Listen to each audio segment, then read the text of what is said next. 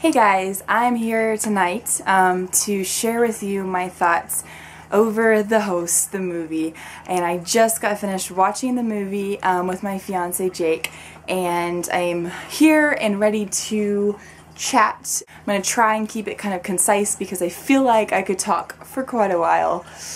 I don't know if that's a good thing. So I just want to say before I get started is I actually haven't made my book review over The Host by Stephenie Meyer yet, which is very odd because it's actually one of my favorite books ever.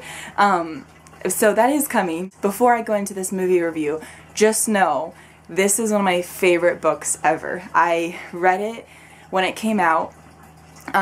It's been, what, 5 years now? 4 years? It's been a long time, guys.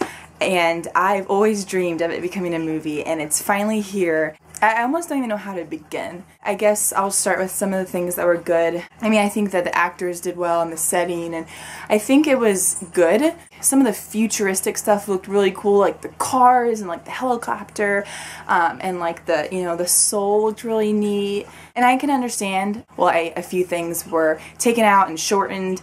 For example, in the desert, I totally understood why they shortened that right to the point. I'm fine with that. That was a lot of chapters in the book, and it kind of drug on in some parts, especially the first time reading it. I was kind of like, okay, let's get going. I didn't even mind that Melanie and Wanda, I didn't even mind that she didn't even make it like a puzzle, that they didn't have to figure out the lines. I didn't even mind that they just kind of showed up. I didn't even care because that was fine. I thought they were saving time and they were going to use that time on something else, like something better. I didn't care that they made, like the O'Shea brothers, Ian and Kyle, they didn't really look like Ian and Kyle from the book. But you know what? I could get over that. I could get over that the other people look pretty good. Now, when I read the book, the Ian in my head was actually a totally different Ian. The Ian in my head actually looked like this. The Ian in my head looked like Ian Somerhalder. Yeah, big difference. Black hair, sapphire blue eyes. That was my Ian. But it's okay. Again, I could get over it. Like, I could deal with it. It wasn't going to break the movie for me. Now we get to the parts where it kind of makes me want to cry. The character build-up, there was none. This is a long book. For those of you who don't know, this is not a short book. This is a big book. It's over 600 pages. I think their first mistake was trying to fit a 600-page book into one 2-hour movie. I feel like they should have made one really long movie or made it into 2 parts or not even bothered. They cut out so much of, for example, like character build-up, that it was like the characters, some of them were just like, you didn't learn to feel for them. You didn't learn to love them because there was nothing to build up on. You didn't learn to sympathize with them and to feel for them. My gosh, in the book, you have 600 pages of feeling for these characters. The love interests, this book, it's not strictly just a total romance, but there's a big romance in it, and it's actually a love triangle, only it's not a normal love triangle because it's kind of like 2 minds are in one body. But anyways, I really enjoyed that in the book. It was so good. The Jared and Ian, their deal, it was so much fun sometimes how competitive they were, and like, I mean, sometimes they'd like be joking and other times they were just, oh, it was so great, and I loved that. I loved all of that parts in the book. That was not there at all. I think Jared made one comment to Ian, well, I'm gone, you stay away.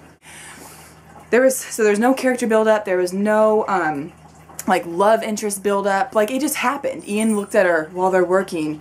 Oh, I love her. It was just very quick, and I felt like the first half of the movie was very slow, and then all of a sudden they just try to shove in like so much in the last half, and it was just like all the stuff one after another. And it was just so frustrated. I was sitting there, Jake was like looking over at me like, are you okay? No, I'm not okay. I don't feel sympathy for them. I don't feel like they've made me feel nothing, like in some parts. Kyle, they just made him out to be a guy that tried to kill her twice, and then that was it. That was all he was there for. They didn't mention once like Jody and like, why maybe he was like the way he is, and then at the end with Sunny and Jody, the part where he was fighting and trying to kill her, and the stream, and like he was holding her down, and oh my gosh, in the movie it was like bang bang cheesiness. Oh, let me grab you. Okay, now it's over. That part in the book was intense. Most of her life down there was life or death. Every turn she took, someone could have been waiting there to kill her. And Kyle was like #1 man for waiting to kill her. And this girl in the movie could just prance around from the get-go almost, and like she owned the place, and it was okay. She didn't really have to worry about anything. She could wander the halls and she could just walk around, and it's like it was fine. And I could kind of see, again, maybe they try to cut that out because they didn't have as much time. They didn't have time to show the beginning where she was always protected. They totally left out every part to do what I said, character buildup. They left out all the parts with like her past worlds where you really begin to realize like, dang, this chick is awesome. Like, she has been around for, I mean, she's so intelligent and she just knows so much, and she's so caring, and I just feel like that was totally gone. She just was some chick that showed up in their cave home and happened to look like Melanie Strider. It just was infuriating. I mean, my gosh, in the book I learned to love her, and I really loved her, and the voiceover of Melanie was extremely, in my opinion, it was cheesy. It was just not done well. It was so like loud, and it almost at times seemed to like echo and had this weird like sound to it. I don't really know how they could have done it better. I just thought they would have found a better way to do it, I guess. You know, I always said that, like the Ugly series, I've always said that I wanted that to be turned into movies so badly because it's one of my favorite series of all time. After watching that movie, it's got me so scared because I'm like, I don't know if I want them to because they're gonna ruin it. But after watching The Host, which was like one of my favorites, I'm really scared. You know, that's kind of off topic, but while we're talking about, you know, book to movie adaptations, it's got me nervous. It let me down.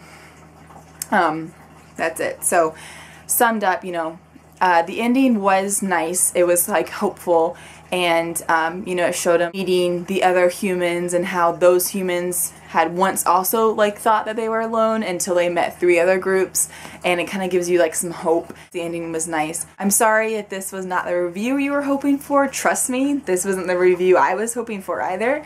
If you've seen it, please let me know your thoughts and discuss with me. And I'd really like to talk to you guys about it. I'm really interested in some other fans of the book to share with me what they thought, because it's sad. It's been a sad night for me. But I guess that's all. So until next time, bye guys.